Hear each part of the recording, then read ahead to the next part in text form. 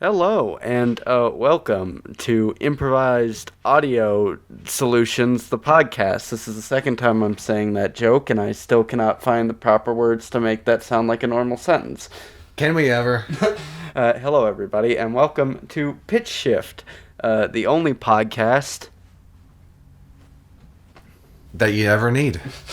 And welcome to the start of something we're going to be doing called Pitchmas. All through December, you're going to get some Christmas-themed episodes from us, and we're going to be doing our Christmas pitches. We're going to be making a list, and we're going to be checking it twice, and then we're going to be falling off of Tim Allen's house, and then he's going to become Santa Claus. Oh, he's becoming us. Then we don't have to do this anymore. Our curse is lifted. Oh, maybe that's our next pitch. We can, remember that show? I think we mentioned it in episode 0, Zach Braff having the podcast show, ending his career as a journalist, become a podcaster. Oh, yeah, Alex Inc., or whatever it was called. More like Allen Inc. We'll just have Tim Allen revitalize that show. He just plays Zach Braff's character. Nothing else changes. Did you see that Tim Allen is going to be... I wish I didn't. Dual roles on that show he's on, Last Man Standing? Is he? He's going to be either bringing back Tim the Toolman Taylor for, like, a crossover episode, which I think they had already brought, like, his wife from that show on. I don't know what... I've seen that show on in the background, and my uncle swears by it. But from what I've seen, it seems like the antithesis of comedy. My uncle swears at it. Just angrily yelling at the thing all the time. I think we might have been talking about this, so maybe on a different episode or just like in IRL. But what was it with like weird sitcom crossovers? Like Ray Romano did his with like King of Queens. And vice versa. Oh yeah, that's how King of Queens got started, I think. Is it really? Yeah, it was. It's a spin-off of Everybody Loves Raymond. Well, apparently they love Dougie. Everybody does love Dougie. I could teach you how to Dougie. Oh, I just want to like Dougie from afar. I don't want to know how to Dougie. That takes away the mysticism. Well, that's another thing. I was talking about this with John earlier. Like, so Oscar Isaac got casted as Solid Snake, right? Mm-hmm. Yeah, I saw that. It is weird. I would have picked like Elias Toufexis. He's only like an inch taller, but he has more of the look, and he has like that like dummy thick voice. But also Oscar Isaac was an interesting when they announced that. I was like, really him? Yeah, right. Like that's an interesting, good actor, but interesting great actor. But like kind of weird. I mean, then again, he was a fucking Apocalypse as well. I mean, and then also he played Apocalypse. That's where he got the inspiration from. But yeah, no, like because Liquid Snake in Metal Gear Solid is a twin. Because they called the fucking Twin Snakes when they remade it. So, like, are they just gonna, like, copy and paste his face onto another guy's, like, body or something? Or just have him do, like, dual roles or what? I hope so. I mean, that's what, when I remember Grace Randolph, my favorite crazy person in the movie sphere on YouTube, because I just love how many things I hear about, and I'm like, that sounds insane, and then I track down the origin of it. It's Grace Randolph. She's like Neil Cicierega in a way, except everything bad you look into, and it turns out it was her. Like, you remember that PG-13 Deadpool, like, petition that was going around? That was her. It's just, like... Shame on you, Grace. That's the only... Amazing Grace? More like pretty okay to average Grace. That's the only channel on YouTube I can ever say I felt swindled by. And I found I'm not alone in this.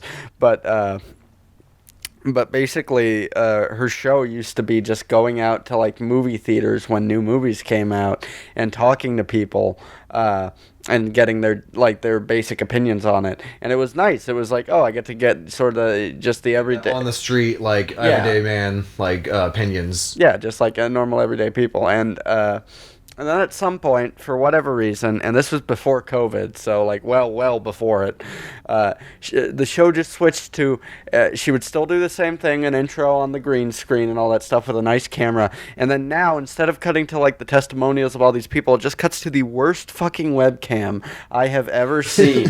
Just like the worst footage possible. It just looks like she's just like somewhere hiding in a Russian mountain, and she just gives her takes on the movie, and she's a nut job. job. Like, she just, for whatever reason, she just really hates Jessica Chastain and, like, just goes off on rants on her all the time. And I think we've talked about this before, but Grace Randolph, like, you can find videos of just compiled of just her just going off on Jessica Chastain for literally anything she can find. Like, I don't know why. Literally in the It Chapter 2, like, trailer breakdowns that she did, like, after the movie was, like, announced to be coming out and stuff, she did, like, these trailer breakdowns, and, like, she just showed a clip in the movie where Jessica Chastain's just holding a picture and smiling at it, and she's like, you see, people don't smile like this in real life. Like, Sophia Lillis can kind of pull it off, but she really can't pull it off, and it's just... Oh, wow, an actor did something that's different from what normal people do. And it feels like the ramblings of, like, it feels like she went to high school with Jessica Chastain, and Jessica Chastain was the popular girl, and she was the girl who never got noticed, and she has, like, held on to that to this day. Like, she's just crazy. But, what is it with YouTube, like, movie reviewers and just, like, fixating on hating one specific actor? I think Nostalgia Critic hated Matthew Broderick. Nostalgia Critic hates human decency. He hates himself. Like, no, I don't know what that is. It's just they, like, pick one person to, like, sort of hyper focus on, and I don't know why. I guess if I'm not careful, that'll be me and Rupert. Already treading. You gotta tread carefully there, dude. I don't gotta tread carefully. He's gonna be dead soon enough, because I'm pretty sure that Russian guy's gonna find him eventually. I think Rupert is actually just Boris Johnson. That's what he does on his off days. He just siphons out, like, British tax dollars in order to make shitty movies. Oh, well, I'm not familiar with Ukraine, but I love Russian filmmakers. Yeah, go find the old episode of Millionaire Matchmaker with Rupert Wainwright on it, where one of the first things he does is walk up to a gay man and says, "Oh, finally good to have some heterosexual company again."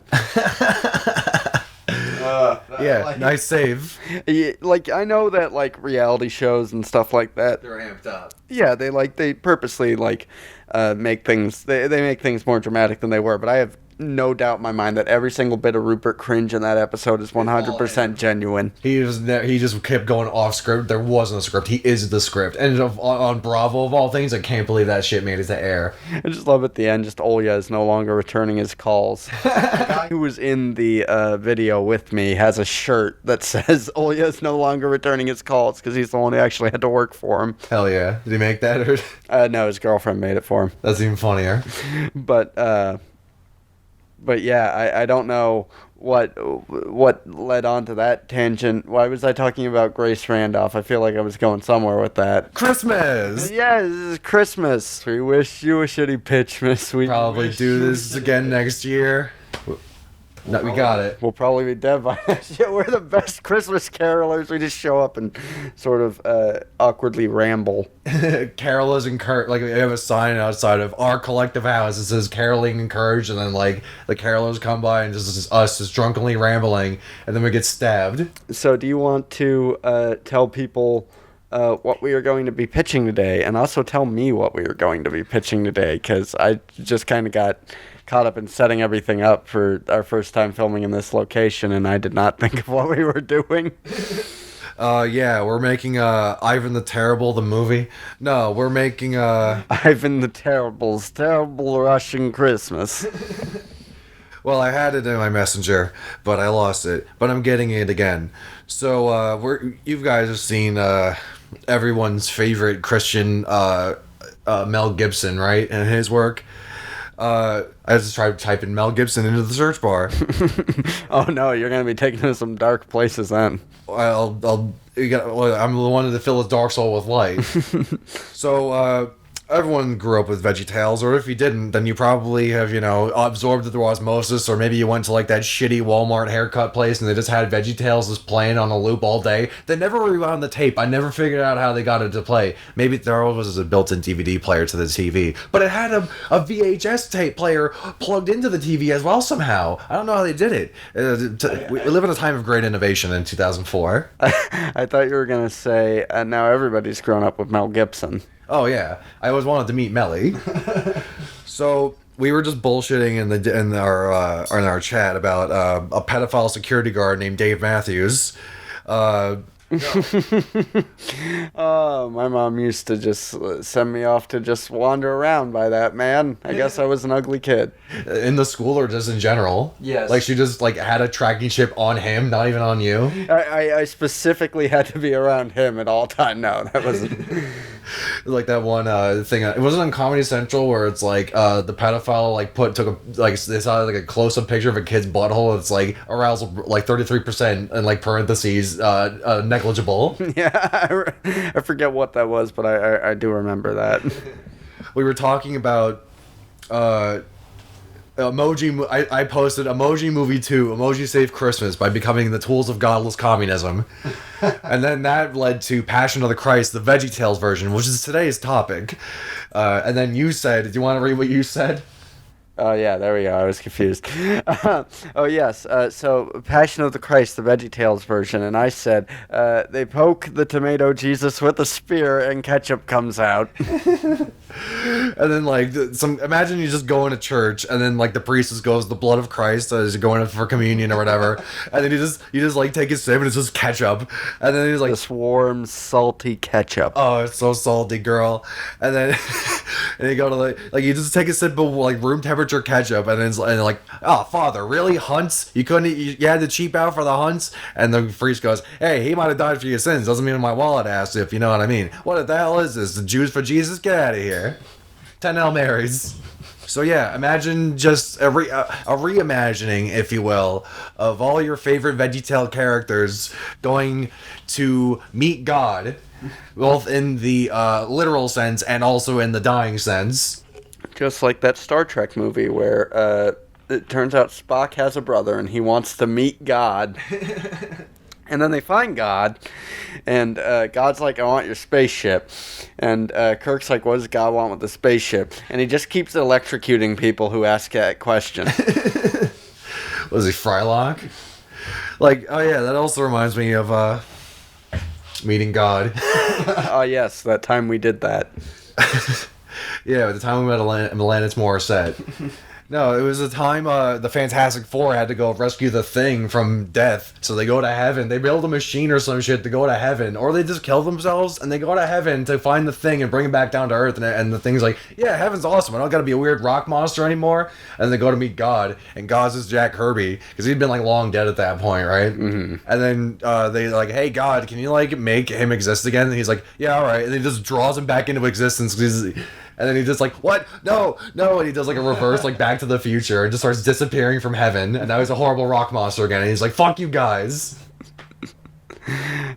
Just taking him out of a place where he no longer has to be a horrible orange monster. And just like, no, your penance is not done yet. Not to be confused with the character Penance, formerly known as Speedball. I love that in all the tie-ins to like Civil War were just other characters talking about how dumb Civil War was. Hell yeah. Where it's just like, I think Squirrel Girl, like Penance is just like, I'm Penance. And Squirrel Girl's like, but you're not. You're Speedball. Come on, you're Speedball, man. Come on, man. But, so back to our pitch, Patchion of the Christ, the VeggieTales version. Oh, we should call it, this is like a veggie Patchion of the Christ. A Cabbage Patchion of the Christ. So it's like a crossover between Cabbage Patch Kids and VeggieTales. Yeah, we'll get them in there, and all the Cabbage Patch Kids will be played by Egoraptor's wife. And then that's going to lead into a Garbage Pail Kids movie. That's going to lead into Wario eating spicy curry and getting obliterated while she's in the next room trying to shoot a video. Very inside joke there. That's a video only we have seen. And Kyle, maybe? Donate to our fund to get Kyle ketchup. Yeah, we gotta bring the Passion of the Christ to Kyle. So if you got, I thought you said the Passion of the Christ. Oh yeah, it's like Schindler's Fist, but it's every year with the running of the bulls. They do the Passion of the Christ. They just dress the bulls like Christ and just beat him over the head with the, like little cross-shaped clubs. So I think for our big Christmas extravaganza, Passion of the Christ, even though We're doing a Passion of the Christ movie, even though Easter is when Jesus died and not when he was born. Even though Christmas wasn't when he was born, so it doesn't matter. Is he even really died? He just became a taxi driver. But no, he became John Turturro in The Big Lebowski. That's what they don't tell you about that movie. Yes, Jesus became a pedophile. Well, maybe it was not the pedophile that was on the outside. It was the pedophile in your heart. That's what really mattered. That's why he went door to door like a Jehovah's Witness. Don't worry, SpongeBob. I'll always be right here in my heart, actually in your carotid artery. But who is Jesus a tomato? I guess Jesus is a tomato. Jesus is definitely the tomato. Ketchup has got to come out with him. Oh no, it'd be funny if the ketchup came out of the cucumber. The cucumber's definitely Judas, right? Yes, because cucumbers they trick you. You're like, oh, I'm a pickle. Then you bite into them. It's just a boring cucumber. I mean, much like Judas. You bite into Judas, and it turns out he's a cucumber. And then Judas goes to smell the tomato, and he's like, "You smelling fine. You're smelling like a watermelon, girl." Stop, Judas. That's gay. I just love all those images where it's just, can people not draw Judas not just being a creep and just getting up in Jesus' ear and being like, hey. I mean, people can draw horses either, or cats, or babies. So the second horse will be from the front. From the front, yes. You do know how to draw a horse from the front, right? Yeah, sure. It just looks like a fucking ear. But and babies just look like adult men with bald heads. So I think for the tomato, we should go the annoying orange route, where we actually put a face onto it, and it's going to be Timothy Chalamet's face, because that looks odd enough in person. So to put it on a tomato, I think will be really good. What kind of vegetable? I guess this is really going to be us discussing which biblical figure, what kind of vegetable they would be. It's like going online and taking a quiz. Which biblical figure or vegetable are you? Take this personality quiz and find out. Clickhole, hire us. But so what kind of vegetable would Pontius Pilate be? I don't know. An onion? Do they all have to be vegetables? Are there fruits in VeggieTales lore? I don't know. I don't like. They're from the other island. Yeah. They don't talk about that. They're just fruits are the metaphor for people who fruits are Islam, Judaism and Islam and stuff. Just a catch-all for anybody not Christian. Well, that makes sense because Jesus was a Jew and he's the tomato. He's the one to bridge the gap. We should get Bob Dylan's Jewish, or he was. We should get him to play Jesus tomato. Hell yeah. Or we can just go the food fight route and just get all foods. Well, we could get Charlie Sheen, if that's what you're saying. Oh, because I 100% behind that. Well, yeah, he can play the rad corn cake.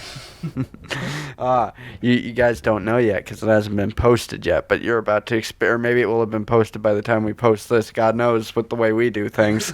But you're about to finally experience the raddest corn cake. It's so rad, girl. Oh my god, you guys aren't even ready. I like we have so many cameras and I'm simultaneously looking at none of them. I'm just staring over there. Hey. But, so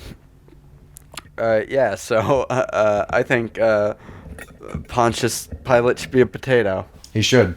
Pontius Potato Pilate. And at the end of the movie, he gets turned into tater tots. Who should be Mary Magdalene? What fruit? What vegetable? What food? Just she could be macaroni and cheese. Who cares? They're all the same thing. No, Mary. Well, the Virgin Mary is definitely a squash because statues of Mary definitely look like fucking squashes. At least to me. You've been accustomed to eating some very holy squash. Oh, dude! Imagine having the nativity scene, but it's like a cornucopia. just all rotting, just in the cold winter sun. Ow. Yeah, blister in the cold winter sun. So we got some things. We got instead of a nativity, they'll be in a cornucopia. We'll get the violent femmes in the movie to do blister in the winter sun as the theme song, but they're in the movie as the band, and they're the violent plums. This is basically just becoming a remake of the movie Kingpin, but you just sub out Jesus for bowling and Violent Femmes for Blues Traveler. Hell yeah. We'll have like Jesus is like Woody Harrelson's character, but instead of dying for your sins, his hand gets cut off, and he's the one oh no, he's Judas. No, Bill Murray's Judas, and he's like rolling the ball, and the ball's representing Jesus, and the other guys are the apostles. A very Kingpin Christmas. We're already booked up. We'll save that for next Pitchmas, and by that I mean we won't, because we'll either have forgotten or we'll be dead by then. Or a very Kingsmas. A very Kingsmas. We'll have a Kingsman and Kingpin crossover. We gotta pitch a very Prince Christmas. Hell yeah. Princemas. We just digitally recreate Prince with the Tupac technology, as it's probably been deemed. No, fingerprintsmas. I don't think so. I cannot believe they put that joke in a show aimed at kids. Hell yeah, dude. But I mean, those old shows got away with so much stuff like that. Apparently, that's why Freakazoid was canceled. Yeah. Is because they found out that the people watching it weren't kids necessarily, but were like teenagers and stuff. It's like, oh, if they had just put that on like Adult Swim or something, it probably would have been great. Or even like the block right before, like on Toonami or something. Like Toonami when it was back before it was on Adult Swim. Oh yeah, well, because I mean, the Freakazoid didn't really do anything that I would say. Like, it didn't push too many boundaries. Yeah, it wasn't anything like that Animaniacs or Pinky and the Brain or stuff like that wouldn't do. I'm honestly surprised because, through bringing the Animaniacs back, I think they also brought Pinky and the Brain back. Yeah, they're like a sideboard thing for the Animaniacs. Yeah. And I'm honestly surprised they didn't do that with Freakazoid. I'm wondering if maybe they'll plan to do like a... its own thing. Yeah, I hope so.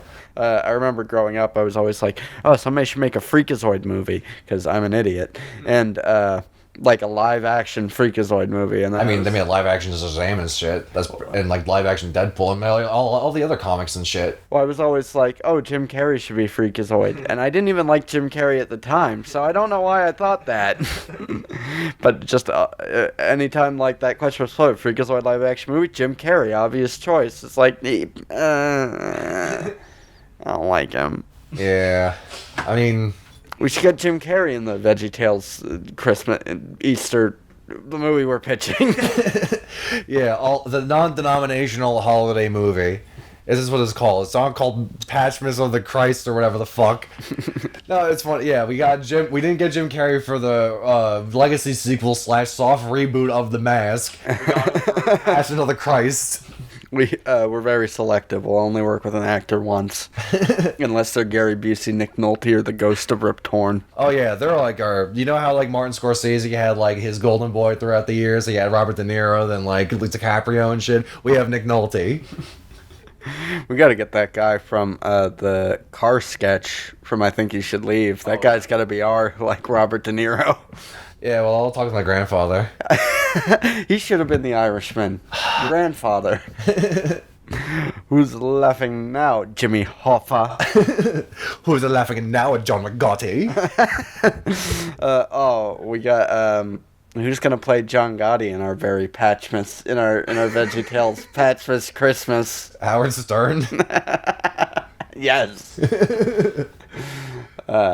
We'll get, no, Howard Stern's gotta play Nikola Tesla.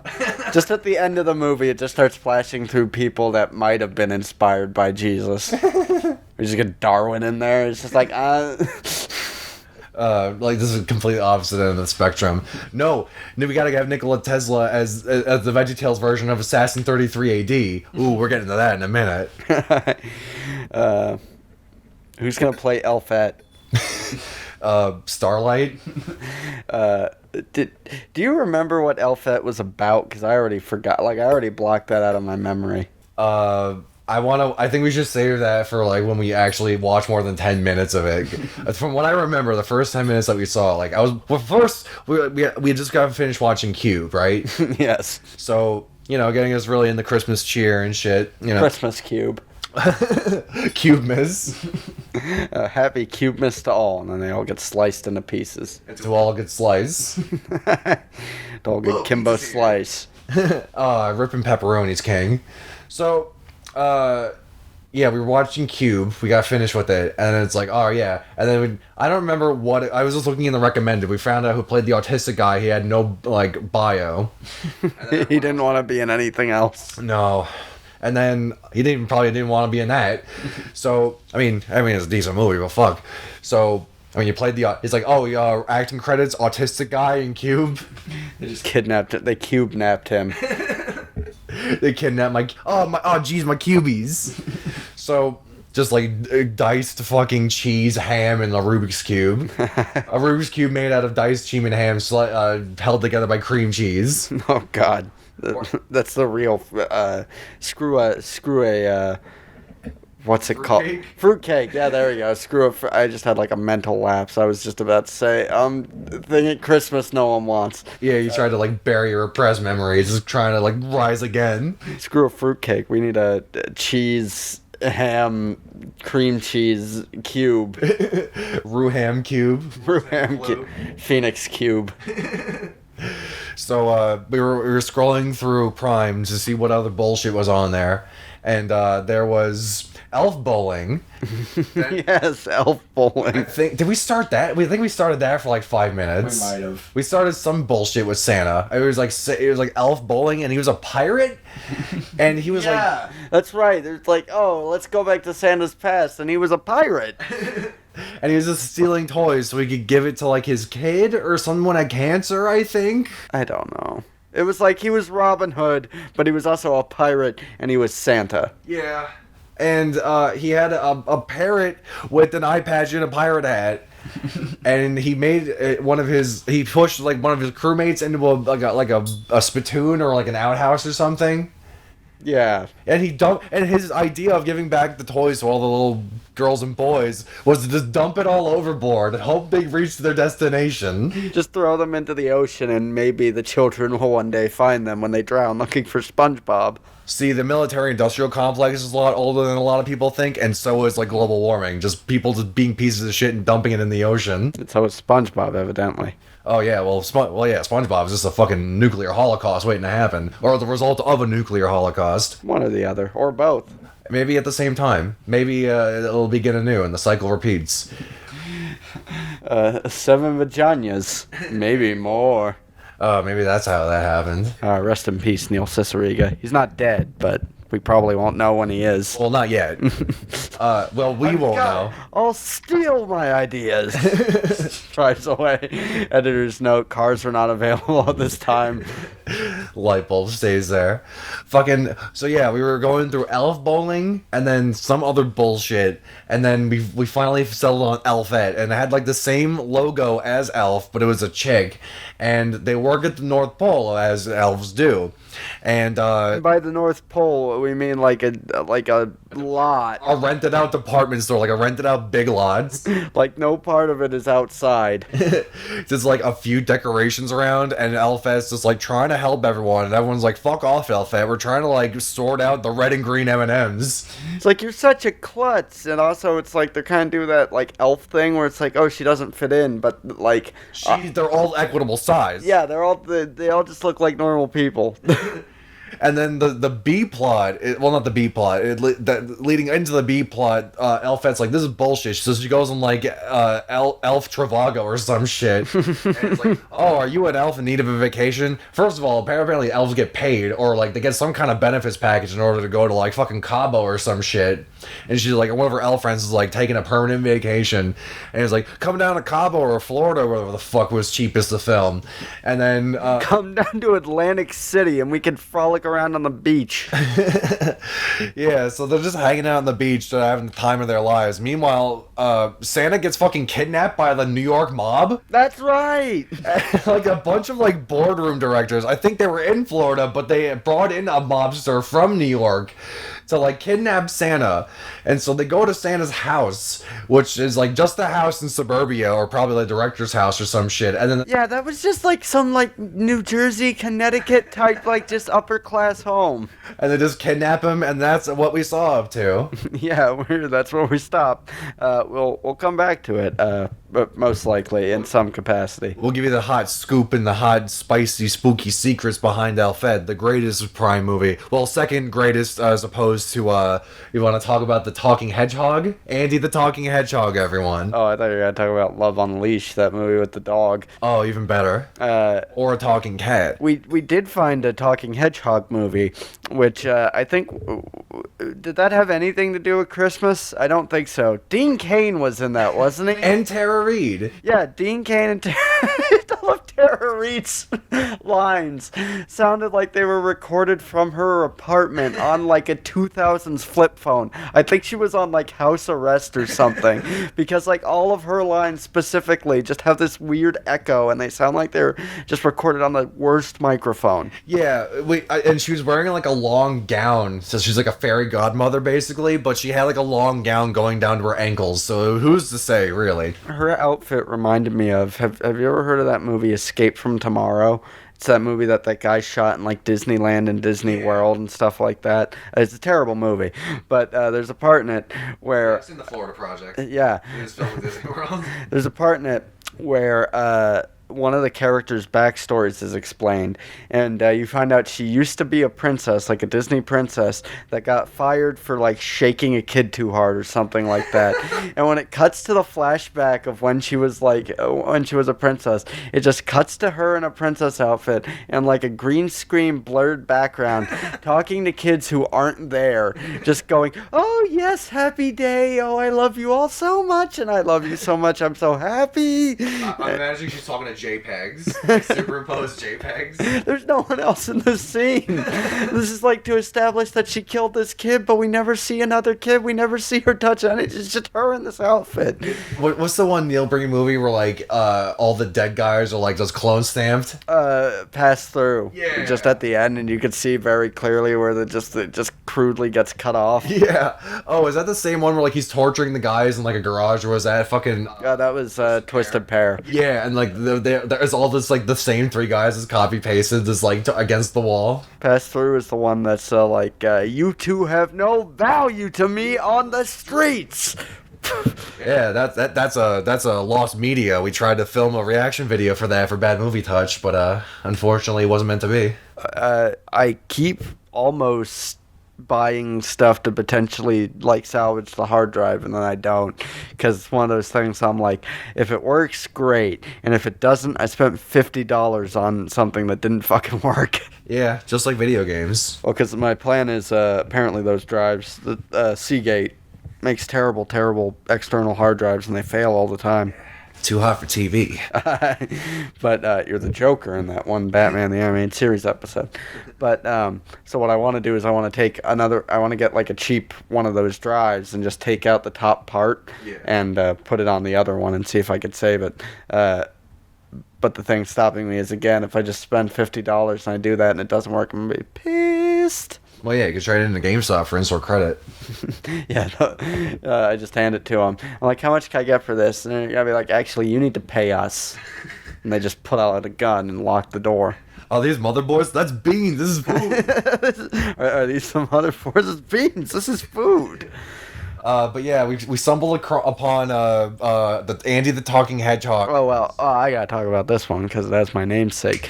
So we stumbled across this Talking Hedgehog movie called Andy the Talking Hedgehog, where Tara Reid is in it, and she's a fairy godmother that grants a wish that lets a hedgehog talk, but he could already talk. But I think now, like, the little girl and no one else can hear him.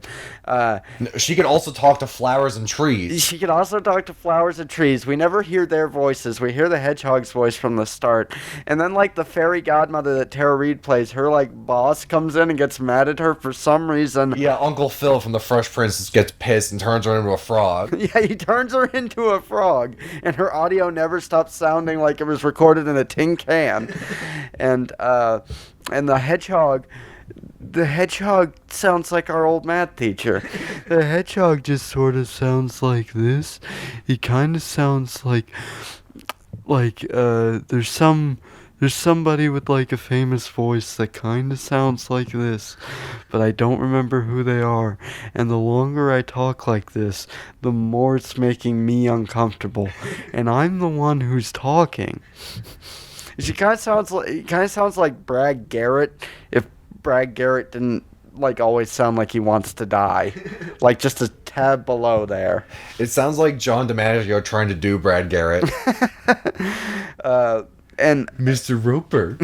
That's lost media. I'm so fucking pissed that the Machinima interview with John DiMaggio at Comic-Con from like 2018 where he's a shit face and calling the camera guy an asshole is just lost forever because Machinima got bullied. Well, then we have to recreate it in its entirety right now. So you'll be DiMaggio, I'll be the reporter, which basically means I have to hand you a microphone and then look like I regretted that decision. And also a cup of water to fucking sober me up as fast as possible and also keep me from fucking falling over the balcony to my death. You guys are assholes. Wait a minute. You guys don't know what Fred Tatasciore is? You guys are total assholes. Solid block. And then he starts beatboxing and saying, Machinima. What if that's just we need to go back and replace all of his lines in Adventure Time with just the clips from that interview. We'll find a way. I mean, probably Wayback Machine, right? Yeah, sometimes it does save videos. Just depends on when it was like when the picture or when the thing was taken. You know what it also saved? It saved Andy the Talking Hedgehog. Yes. Because it's all available for free on YouTube. It is. Much like the movie Silence of the Heart, the American classic, which in the process of making the first episode of fuck. I intentionally made it hard to say, too. In the first episode of Shift Show, I had to download Silence of the Heart, and I realized that the part where the kid drives off the cliff is like an hour into that movie. Is it really? It feels like it happens within the first 10. That man, Ari Aster owes it all to that. Oh god, Ari Aster should remake Silence of the Heart.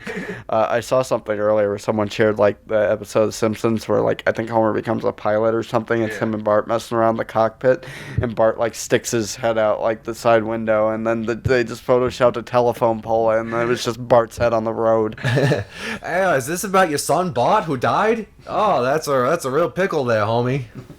Had to give him the pickle. Yeah, no, Who should play the pickle in the VeggieTales movie? Justin Roiland. There should. I don't think there is a pickle in VeggieTales, but there should be, and it should just be a horrifying monstrosity made from a cucumber's twisted form. Well, that'll be Judas, right? He's just like over the course of the movie become more picklefied. Nobody suspects the man who's just covered in brine and just and warts. And he's green and he smelt. Divine David should also be in the because he'll be showing up later. Hint, hint. But he should also be in the VeggieTales one. He should play a jicama. Is that a vegetable? Well, yeah, he's here to tell everyone that an anagram of Santa is Satan, and that if you rearrange the claws, you get Lucas. George Lucas is Santa confirmed. I've never seen him in the same room together. It must be true. I've seen him in that mall food court where he just looks depressed and he's eating his like tray of food with a Diet Coke. And he's just filming a salad unboxing video with shaky hands and crying. I cannot believe that we have come to the point as people where they sell an apparatus specifically so that you can attach a GoPro to your fork and record the food you're eating like the fucking weirdo you are. Is that some ASMR bullshit? I've seen it in Brutal Moose videos because he intentionally gets just as many weird angles as he can. But like I saw it, and the thought process is somebody has probably bought that for videos that weren't supposed to be unsettling to watch, and that's upsetting.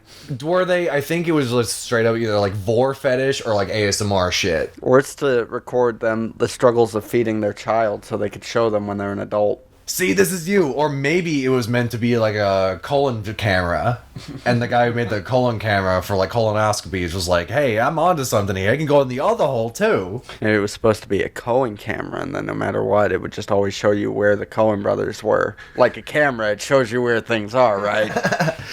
Yeah, who would have thought that the Coen brothers would be near cameras? No, like the guy like shoved the colonoscopy camera up his ass. He's like, wait a minute, I can put this in the other hole, and like didn't wash it beforehand. This one goes in your ear, this one goes in your mouth, this one goes in your butt. Oh, wait.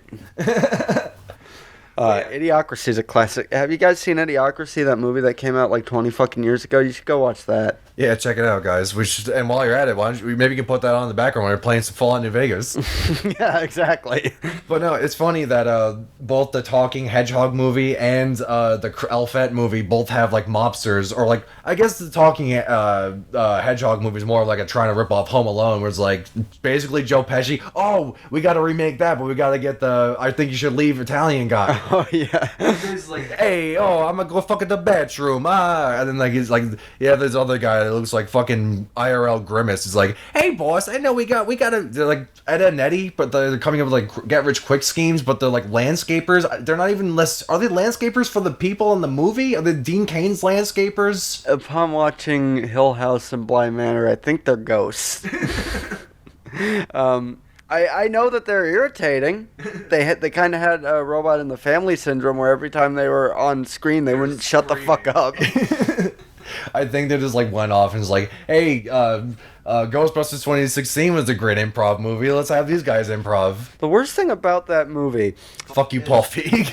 The worst thing about that movie is we're filming on several different cameras of varying quality. The one that I'm currently using as my angle is a phone camera from several years ago. This is a Note 4, I believe, and my current phone, which is recording this angle, is a Note 10. So, very old camera. The front-facing camera that I am recording my angle with is a better camera than the entirety of that Andy the Talking Hedgehog movie was shot with. Or I think anything better than the fucking... What was that Disney World movie you were talking about? Escape from Tomorrow. There's a scene in that movie. That movie's hilarious because the dude was so paranoid that he was going to get sued or like shot by Disney or something like that. He talked about it in every interview. In Disney's stance, and mind you, Disney, someone who's like notoriously litigious and stuff like that, their whole statement on it, like no one's ever really made a statement on it, and the only thing people can really find is if Disney ever said anything about it, they were basically like, like, yeah, whatever. People filming, like it. You're riding on yourself, bro. It was probably less common then. Like, he had it edited in, like, South Korea. Like, he sent it, like, out of the country because he was afraid that, like, he would... If he didn't want Disney to find out, he wouldn't have sent it to South Korea where all their fucking animators are. Well, the thing that's funny about it is he, like, in every interview he talks about, it's like, oh, I thought they were going to, like, shut down, like, the projector and, like, people were going to come in. And Disney's whole thing on it is, like, if you go on YouTube right now, you will find a million blogs, like food blogs, travel blogs, like there's people who just like review amusement park rides and stuff like that. People film in Disney all the time. Yeah. Like, and they'll find Abigail Shapiro doing weird opera covers of Disney songs or some shit. I'm gonna take my horse to the old town road. But the more vibrato, But dude was just uber paranoid for no reason. And he was so paranoid to the extent that he thought he would get, like, anybody who could jump at the chance to sue him would sue him. So... I think he wanted people to sue him for bad PR. Probably. Well, the whole thing is in the movie... There's a part where they have to get some Neosporin, but he was afraid that Neosporin would sue him if they said the words Neosporin. So...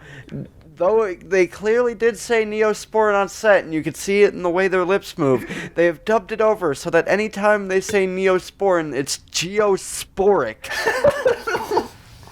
And there's a scene at the end of the movie where the dad has to get free, and he gets free by squirting the geosporic all over the this comm terminal in an intentionally phallic motion.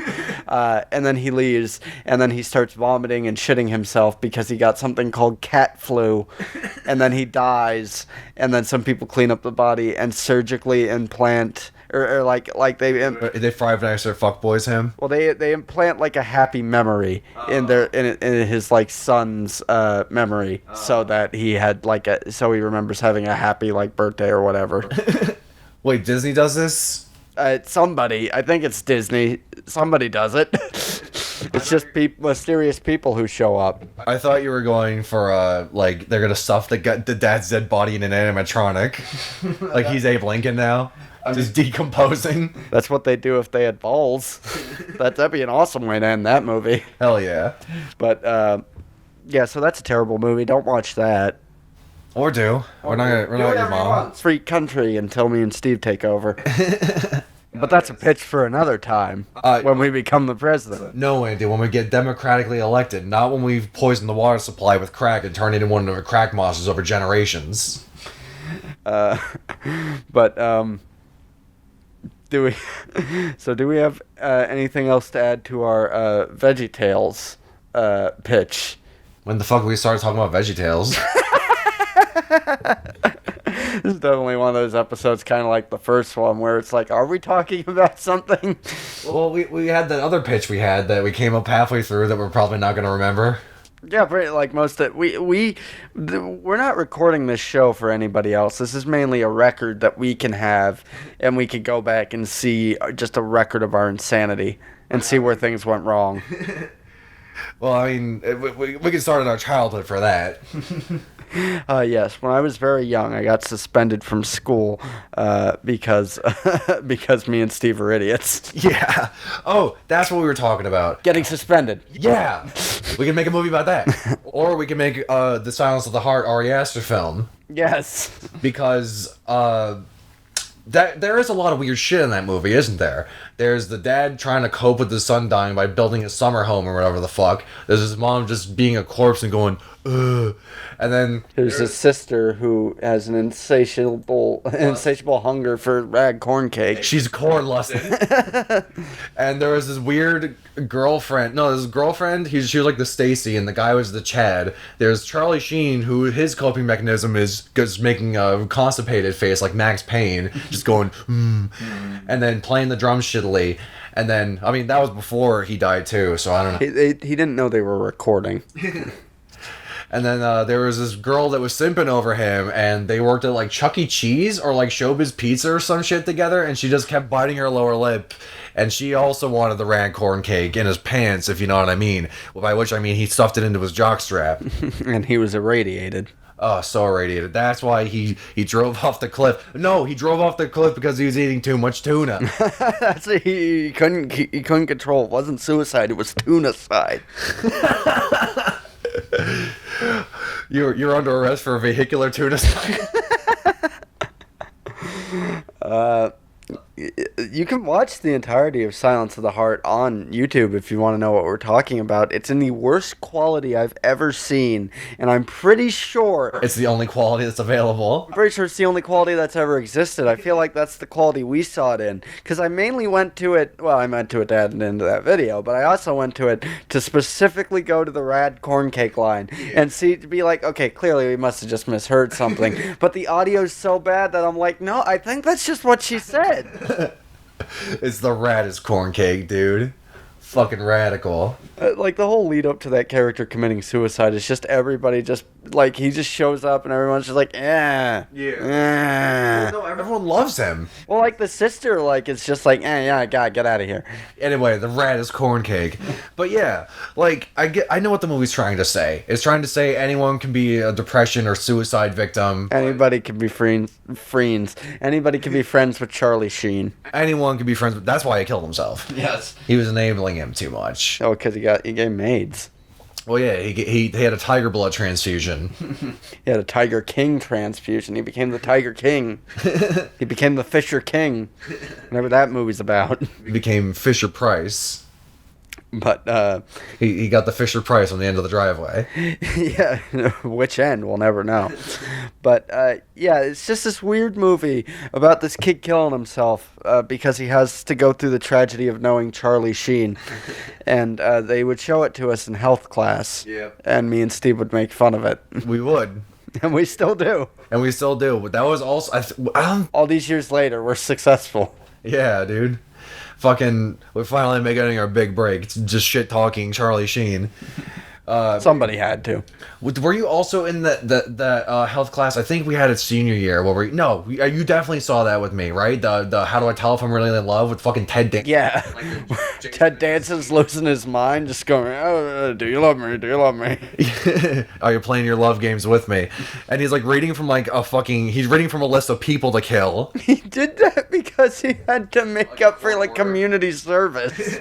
Was the community service when he did blackface at the Whoopi Goldberg roast? Yes. That video we were watching from Ordinary Things where he had more blackface than Justin Trudeau's Facebook account or something like that.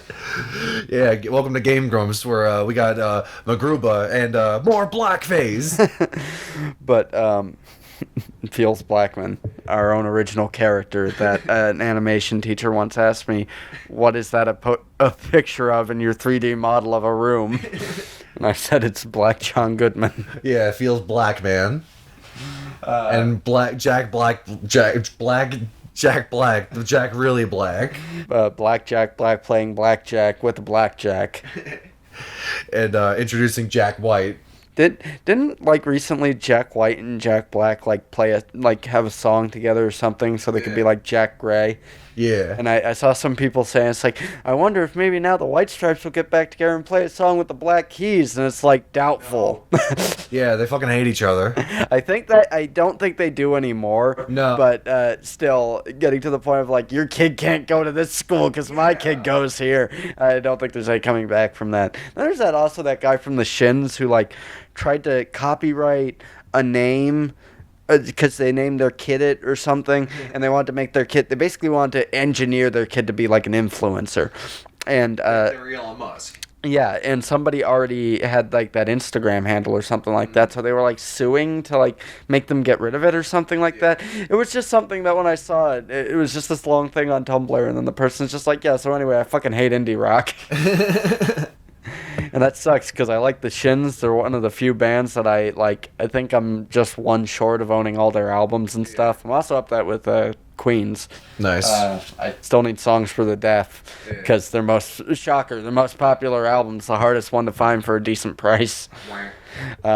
Although I think their first one I don't think you can find on record at all. There was this one band whose name eludes me, but they named their album U2, and they named all their songs off of, they just copied U2 songs, and then they made different music and lyrics for it and shit. But then they got rewarded by having their idols U2 sue them. You sue them. Sue too. Sue too. But Sue. One of my favorite things that a band's ever done is the band Joywave. Kanye, for the longest time, I think Life of Pablo, people didn't know what it was going to be called and stuff like that, and he kept changing the title and the release date and stuff like that. And so at one point it was going to be called something, and then he changed what it was going to be called. So Joywave released an EP that was called that, and then it was just 10 copies of the same song, just some had the intro and some didn't, and that was the only difference between them. And they just released this for shits and giggles, and I fucking love that. Hell yeah. And apparently people did get mad. Some people downloaded it. I thought Kanye had released his thing. What, are you getting it off of LimeWire? Yeah, they're all just they're downloading their movie directly off YouTube downloader, mp3.com. Yeah, YouTube to mp3.com. Blu-ray _720p_. I love going on to YouTube downloaders, which could for the videos and stuff I often have to, but it's great going on there. It's please, they just have all these warnings. Please do not use this to download music. Please don't. You might find some songs that got through that you could get through, but please don't. Please stop. They keep taking us down, guys. There's only a few of us left. Don't do it. And then I do it anyway.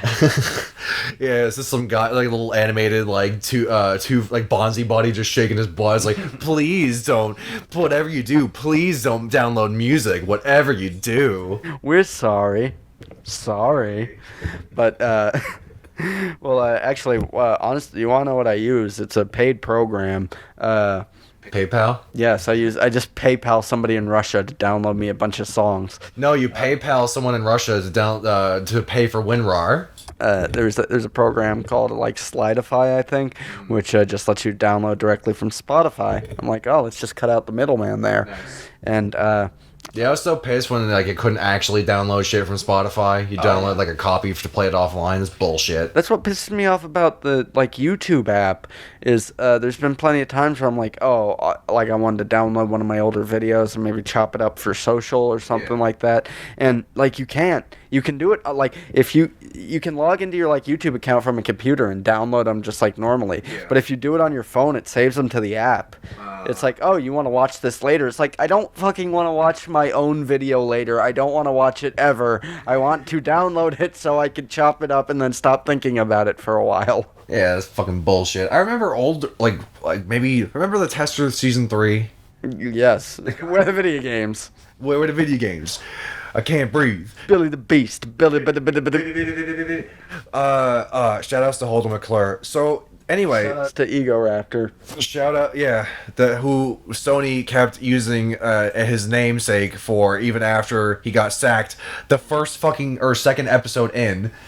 I remember when that happened because I didn't watch the show or know what it was. I just knew Ego Raptor was on a show, and I think you were the one who was just like, yeah, there's no point watching it. He got sacked like immediately. Yeah, like second episode, it was like some fucking like. He got sacked for some bullshit reason too. Like the one like guest judge, like sacked him because he's like, "Why weren't you helping people shoot the watermelons?" He's like, "I didn't think I had to." The guest judge was John Tron.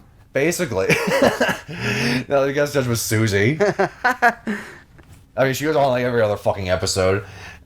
So. Yeah, The Tester was a show where people got to, like, become a fucking QA rep for fucking Santa Monica Studios or some shit. And they got a bunch of weirdos. Like, they got some normies and they got some weirdos to be on the show. Like, my favorite guy. Welcome to The Tester podcast.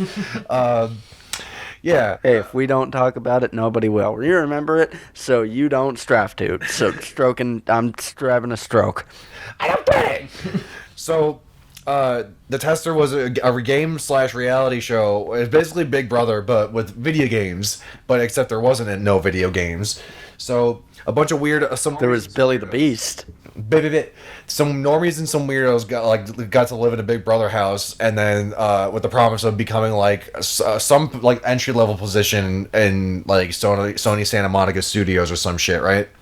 A lot of alliteration in that sentence. So they all got together in this house and they formed like bonds and betrayed each other. And they sold war bonds and betrayed each other. Yeah, and they got strapped into the Jimmy Bonder. And then they put on masks and they portrayed each other. And they took their face off. So these weirdos like all got into this house together. There was a lot of colorful characters, including I forget the fucking guy's name. He was like some ninja, but he was like this obese, like fatless dude. He was like a total weeaboo. He was like, his hairline started at the back of his skull, but he had like a weird skullet, and he had glasses, and like, he was like, he talked like, he had like a fucking urban accent. Like he talked in Ebonics and shit, but he was a white guy. He's like, yeah, man, I'm ready to like bit his spaghetti. Know what I'm saying? There's a bunch of cuties in this household. I love them little Asian girls and shit, man. And then like they put... okay, so the weird of like Sky Diddy, the other fucking weirdo, another crowd favorite, who's like this barber guy, and he always wore a trilby or a fedora, and he's a fucking weirdo, and he was like the weirdest guy, probably the stupidest guy, but he was like, where the video games? Like he's like, am I on the wrong show? Did I get in like the wrong van? And it's like, this cannot be, and like. They'll like the van just shows up and you just assume that's the van you're supposed to get into. Yeah, they were supposed to go to the actual Tester, and this is a different reality show. I'm supposed to be on a show, or I'm easy to kidnap. And this is just a big tax write-off, and I'm in a cult. It's like, hey, is this where the cult is? No, this is where you can free your money. Yeah, this is it. We're not a cult. We're just the people that follow Elon Musk around and defend everything he does. Yep, this is a cult.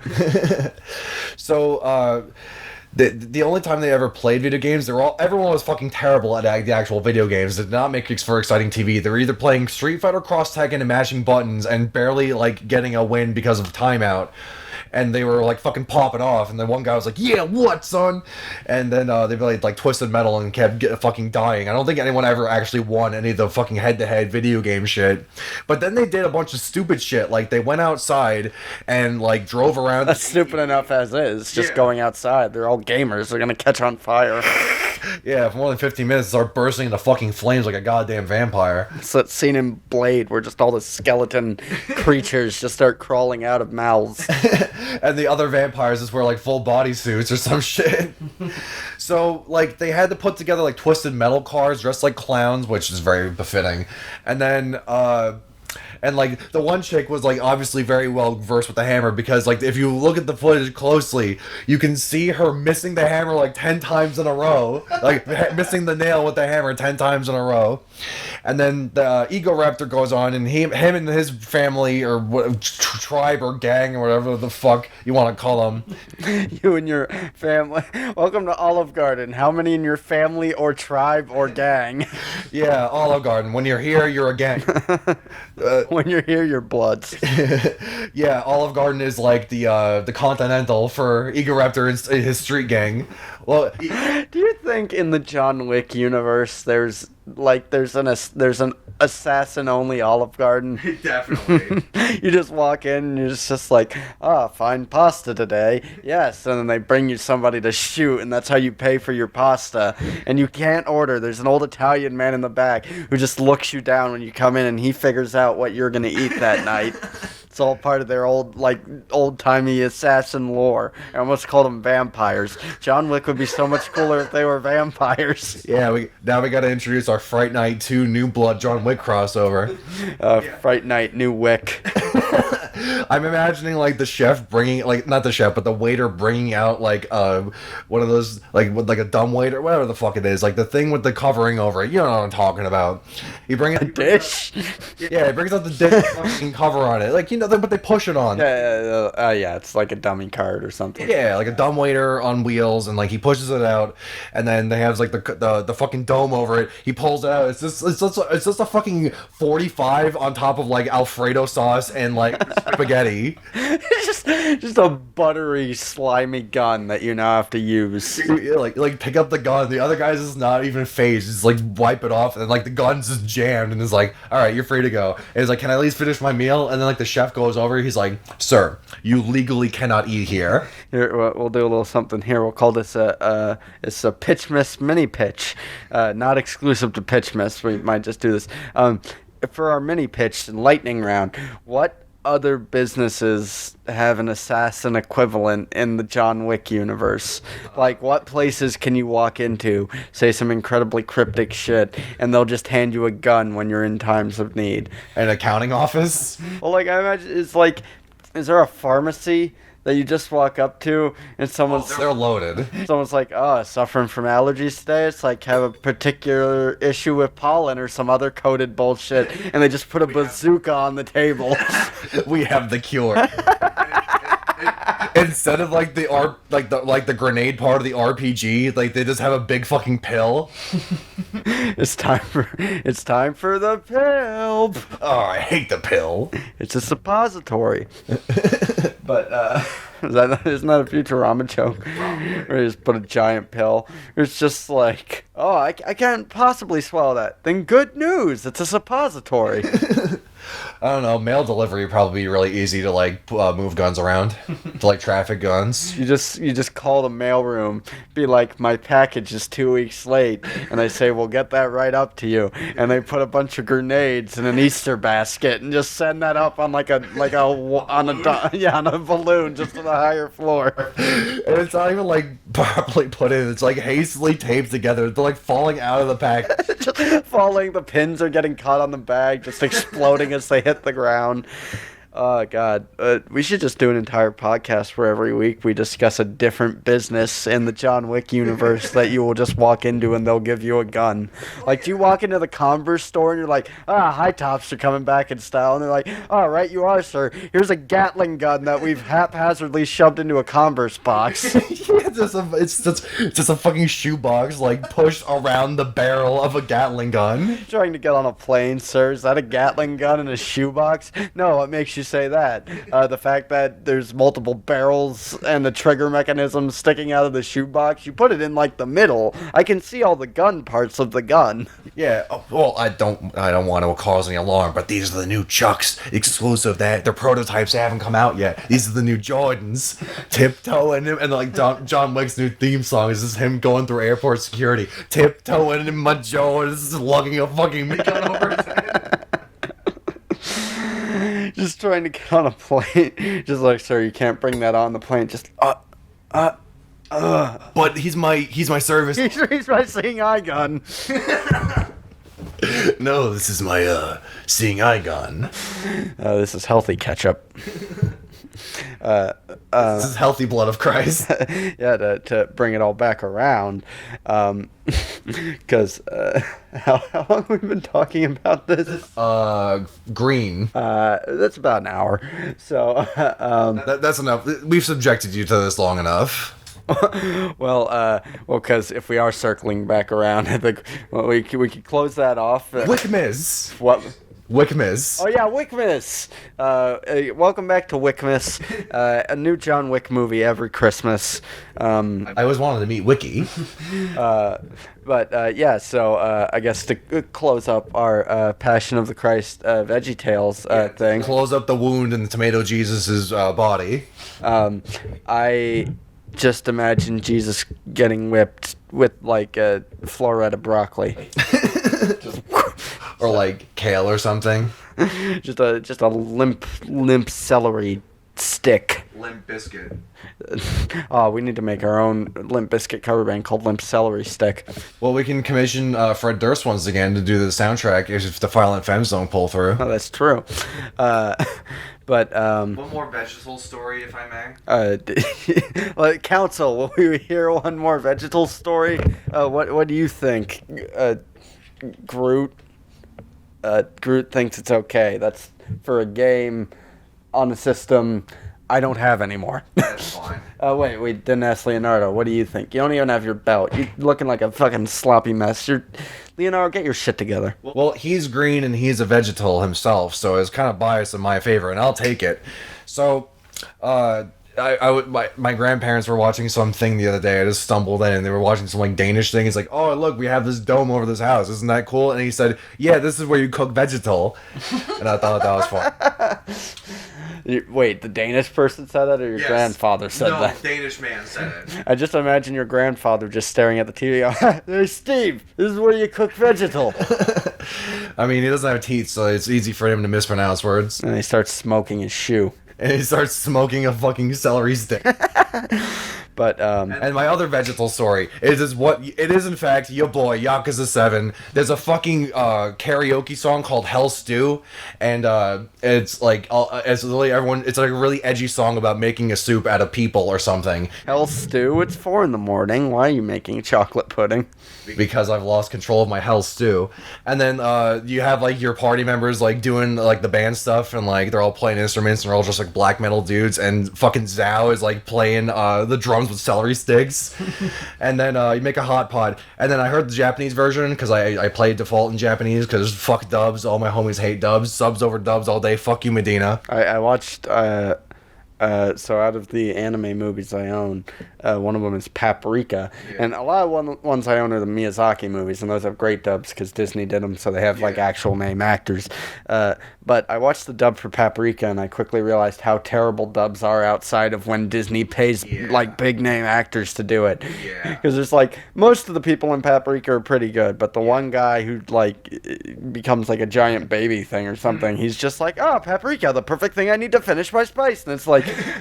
I feel like he's trying to talk robotic, but he's doing it in a way where he just legitimately sounds like a text-to-speech program. Yeah, it's like some Resident Evil situation where like they're just in Japan and they just pluck any like white person off the street. Yeah. This is the final battle. Unless it's like either a Ghibli movie or like Bebop or Gurren Lagann, like most anime English dubs are trash. Which leads me to Yakuza 7. Most of the English dub is trash, and I don't like it, even though there are some talented people like Fred Tatasciore. You guys are assholes. And I think Steve Bloom is in Judgment and shit. But like I heard the fucking when I first booted up Fist of the North Star, it like I could tell like right off the bat, like Kenshiro breathed, like he exhaled in English, and I'm like, nope. Went back to the main menu, changed that shit to Japanese. Oh yeah, my boy Takuya Kuroda Breathes in English. Yeah, like perfect fucking casting. The guy that played Majin was Jaggy. That was the best. But regardless. So I listened to the English version of Yakuza 7, and credit where credit is due, they do manage like the lip syncing to be like English talking, which is weird because they're all Japanese and in Japan, but whatever, right? Ninjapan. Yeah, they're all the ninjas.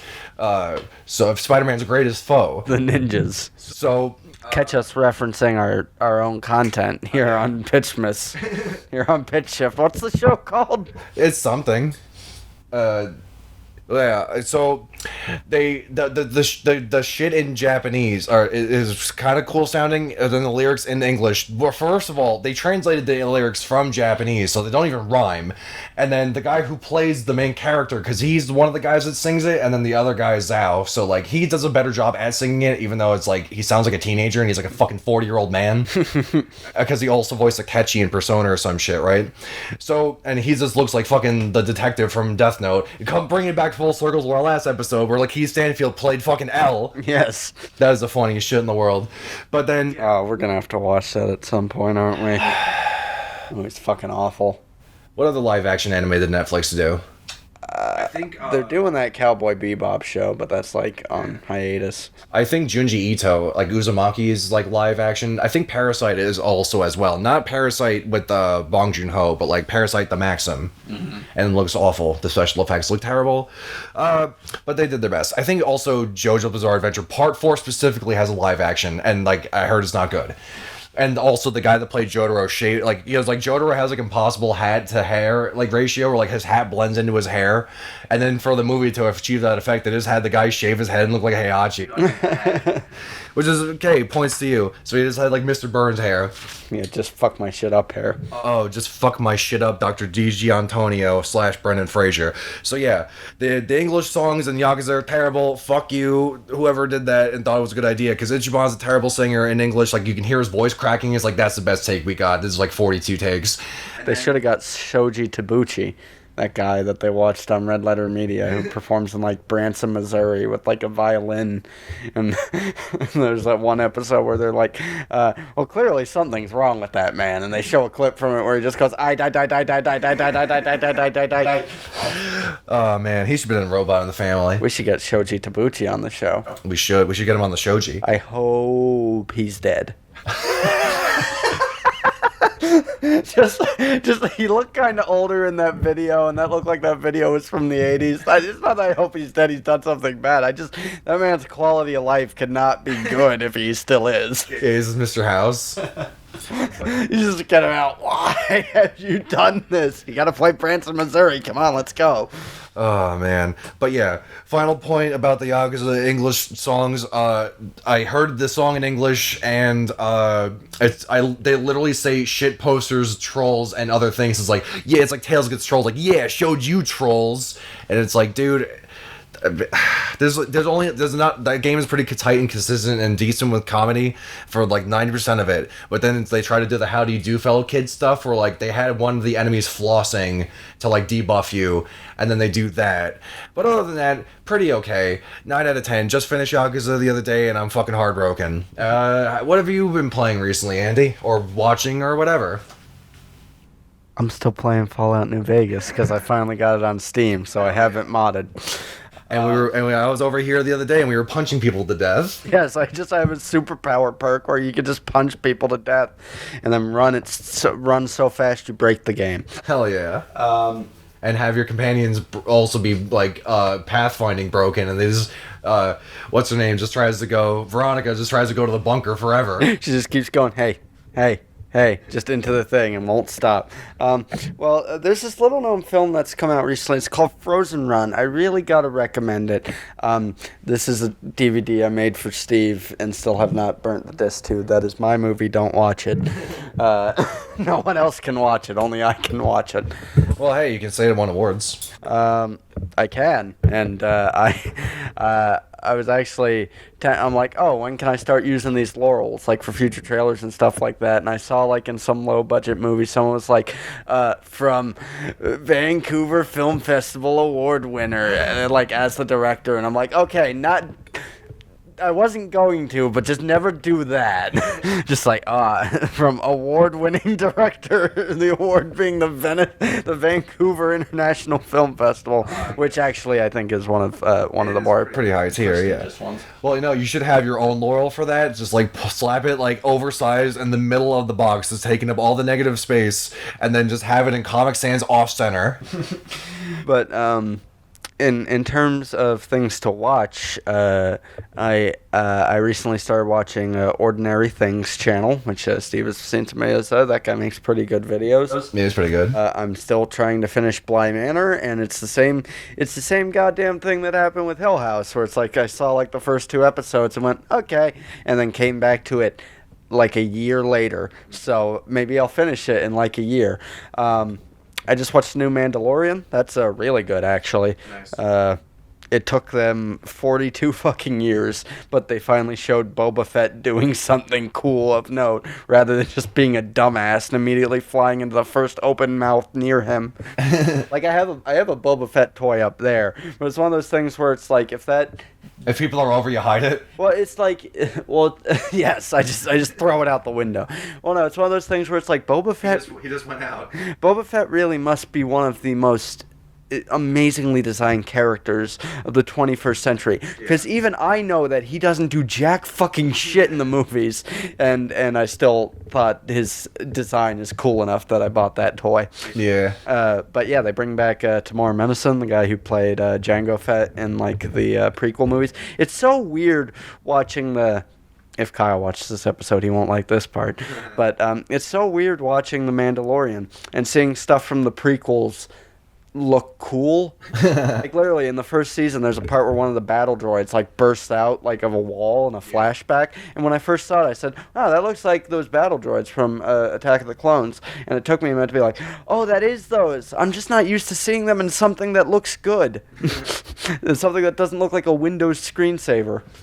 Oh, yeah, that's cool and all, but did they carry over the other fan favorite stuff from the prequels, like the bad acting and the boring politics? No. That's the thing. When people are like, the prequels aren't great movies, but they're better than the Disney movies, it's like, yeah, if you were kicked by a horse. I mean, I think episode 3 holds up.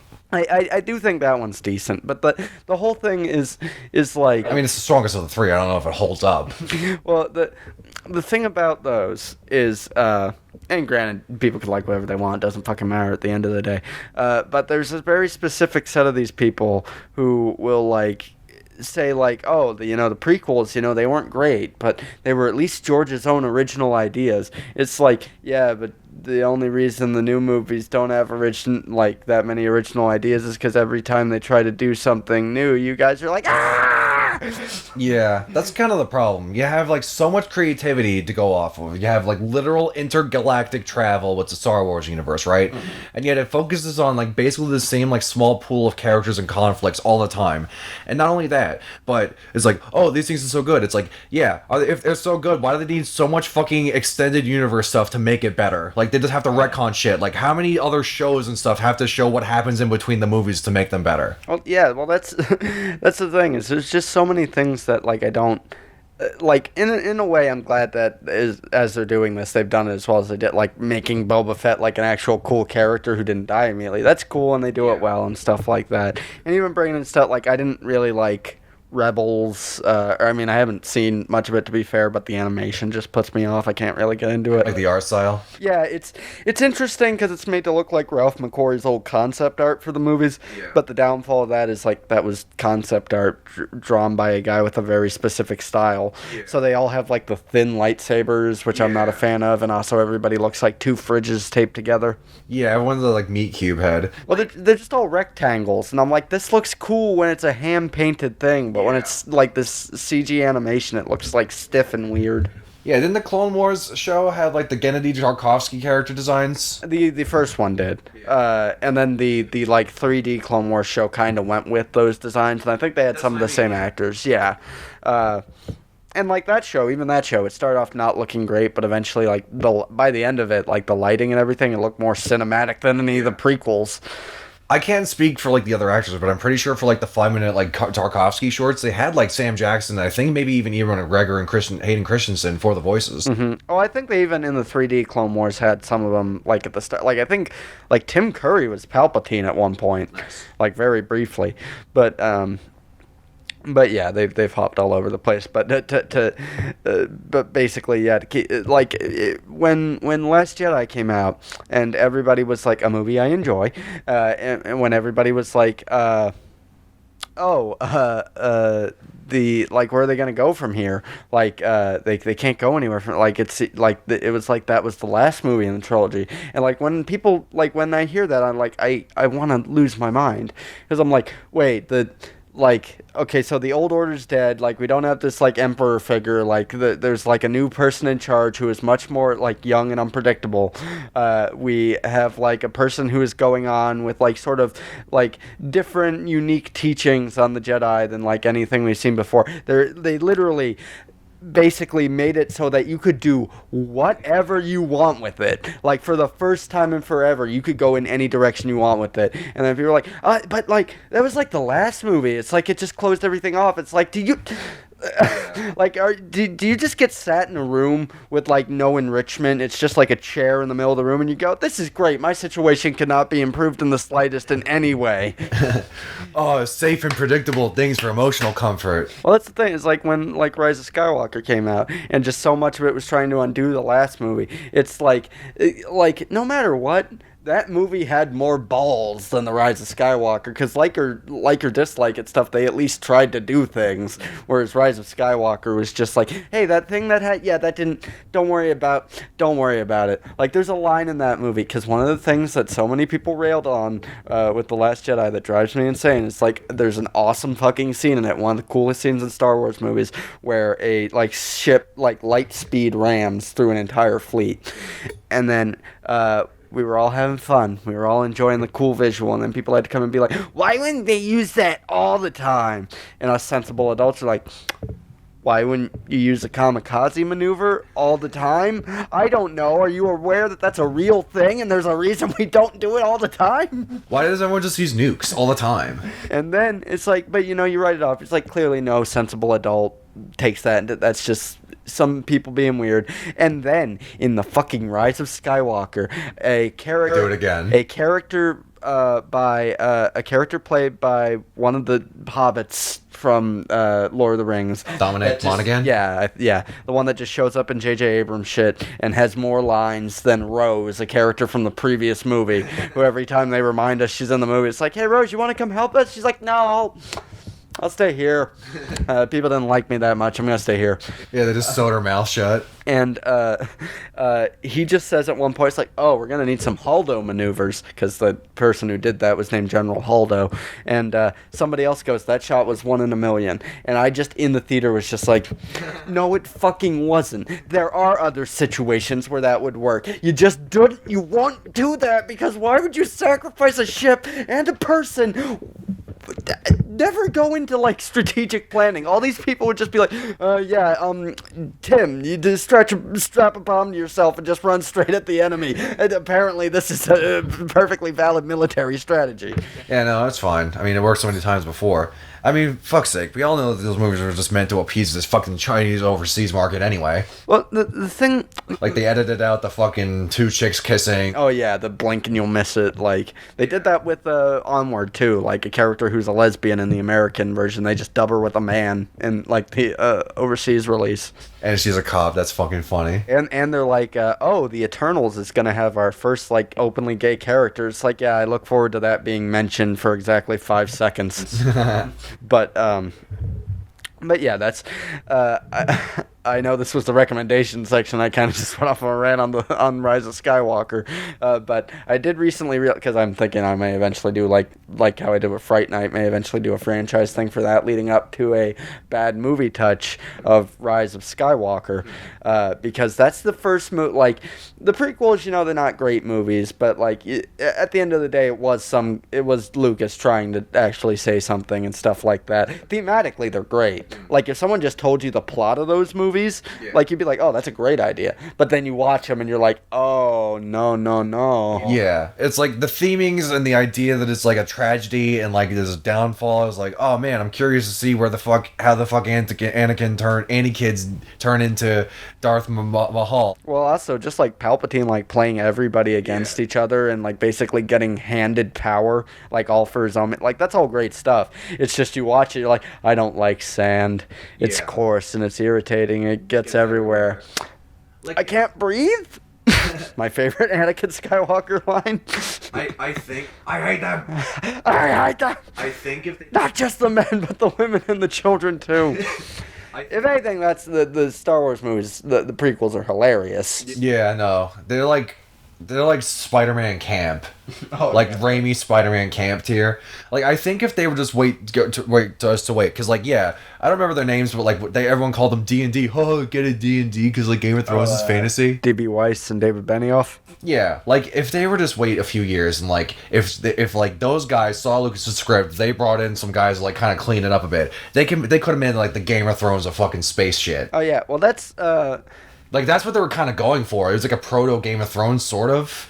Well, there's all the political like everyone just fucking each other over and everyone like having like character moments. Like if they made that into a show, that'd be fucking cool. Well, the space novels I'm writing, eventually I have outlined some prequel books, but the thing is, I wouldn't advertise that they're prequel books. You just kind of find that out as you're reading it. Yeah. And the series overall isn't really inspired by Star Wars. I'd say it's more so inspired by things like Star Trek, Lord of the Rings, stuff that I was like more into than I was Star Wars.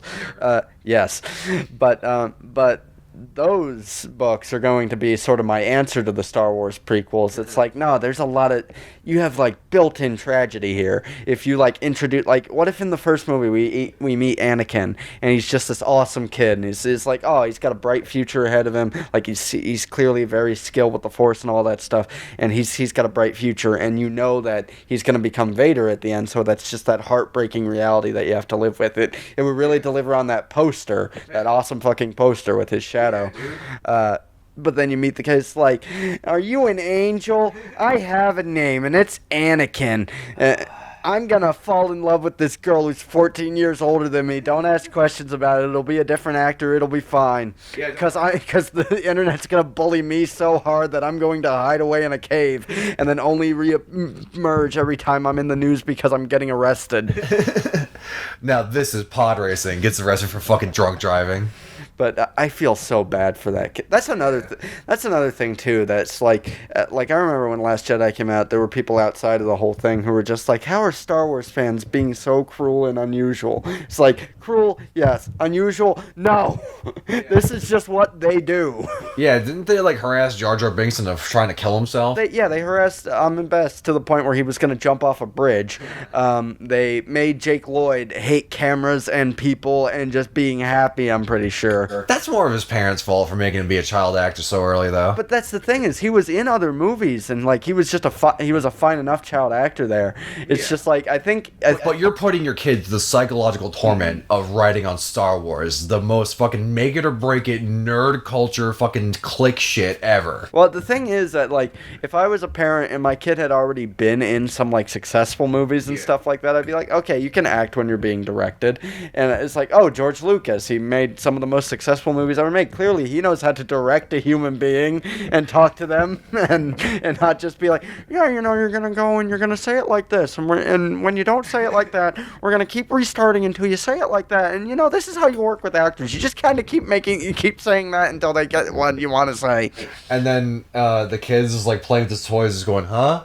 Well, apparently, I think it was Ewan McGregor, somebody was he was talking about in one of the movies, I think... Him and the kid have real creative differences. Yeah, well, the kid who played, young Boba Fett or something, when, in between takes, Ewan would do stuff to, keep him entertained and stuff, because this kid was bored out of his fucking mind, because George Lucas doesn't know how to talk to children or people. I mean, to be fair, Dr. Seuss didn't know how to relate to kids. I think he was fucking terrified of kids, and yeah, he wrote children's books. I do like that one old cracked joke where it was talking about Disney movies and the books they were based on. Yeah. And one of them was for The Fox and the Hound. It's I'm not entirely sure the author of this book had ever met a child when he wrote this, and if he did, he would probably hate them. Because that book's dark. The Fox and the Hound are not friends. I think the fox bites the hound's other dog friend. They have to put it down because they're not sure if it was rabid. And so the hound goes on a mission to get revenge and kill the fox. Nice. And I think it ends with them both, he kills the fox, and then they end up killing the dog because, again, they weren't sure if it was rabid. But, yeah, this has gone on very long. That was our suggestion section. So I'd say watch The Mandalorian. Watch The Fox and the Hound. Watch The Fox and the Hound. And Disney gives us money for every copy of Fox and the Hound we move. There was something else there's that new movie out, Mank. It's got Gary Oldman. It's directed by David Fincher. It's about the guy who wrote Citizen Kane. Oh, cool. Because I think that's one of those things where Orson Welles took credit for it, but it was written by this guy named Mankiewicz. Okay. Check out our exclusive Disney-sponsored deal, our exclusive Fox and the Hound Loot Crate. Our exclusive Fox News TV bundle, where you get Fox and the Hound on VHS, you get a lifetime subscription to Fox News, and we put a bunch of rabid foxes in your house, just loose to bite you. Yeah, and as a bonus, you get a secret compartment filled with 6 hours of Tucker Carlson on VHS filmed taped exclusively by our math teacher. He has the most punchable face. But Merry Christmas, punch Tucker Carlson in the face. So I think that's a good place to wrap up. Yeah, we got all our Christmas movies out of the way. We have a movie about a kid killing himself. We have a horrible Jesus murder mystery. We're going to make another adaptation of that movie with Jared Leto, where he played the guy who shot John Lennon, and he got gout for the role, and nobody saw it. Yeah, Suicide Squad. Yeah. Suicide Squad. Oh, they should have called it that. Dumbass. But no, it's not a sequel. It's just a follow-up to the last movie that has some of the same characters. And the same actors. Yeah, I guess it's a sequel. But, yeah, thanks so much for listening, guys. Like I said, we should hopefully be up by the point that this will be up. Check out the first episode of PitchShift Show. That's something that we're going to try and do more often, in addition to some videos on my channel. Me and Steve are also, I'm working on a video, and Steve is helping me work on it. And also, there's some clips of him from a commentary we did that I will release some point after the video. So look forward to that. And look forward to 3 more episodes of Pitchmas, or 2 episodes of Pitchmas and 1 episode of Pitchmas Hangover. Hell yeah. That I was waiting the whole episode for that to happen. Hell yeah. If something doesn't fuck up, then we're not doing our due diligence. So we've hit the leprosy part of the podcast. We've lost 1 camera. My microphone has fallen off the thing. So we're going to get out of here. Ooh, VeggieTales Ben-Hur. Oh, well, never mind. We're going to spend 3 more hours here. Yeah, go rent VeggieTales Ben-Hur. Or rent that remake of Ben-Hur that came out a few years ago, because someone is like, you know what the audiences around the world today are really into? Ben-fucking-Hur.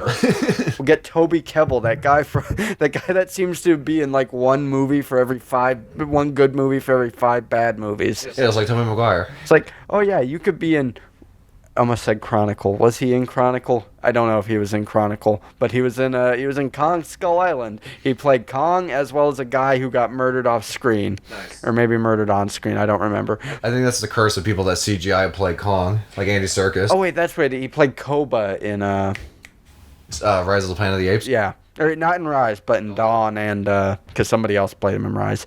I still love that they got, like, Judy Greer is in, like, Dawn and War for the Planet of the Apes as Caesar's wife, and she doesn't get a fucking line. Yeah, she says nothing. They brought her in to just be a monkey. Yeah, she's exactly like that chick in Dark Place. Yeah, she is. She just became monkey. Where, yeah, Matt Berry is still a monkey surgeon. He's like, damn monkey hands. And then the other chick who drinks the green Nickelodeon slime turns into a full monkey, and that they build her a pen. She has a diaper. Go watch Garth Marenghi's Dark Place for like the 100th time, as we've said that. Okay, so thanks so much for checking out Pitch Shift. We will go. Thanks for listening on your audio platform of choice or watching on YouTube. Love your faces. Marry me. Love your faces. Just comb through the spaces. Thanks for watching, guys, or listening. We will see you in the next one.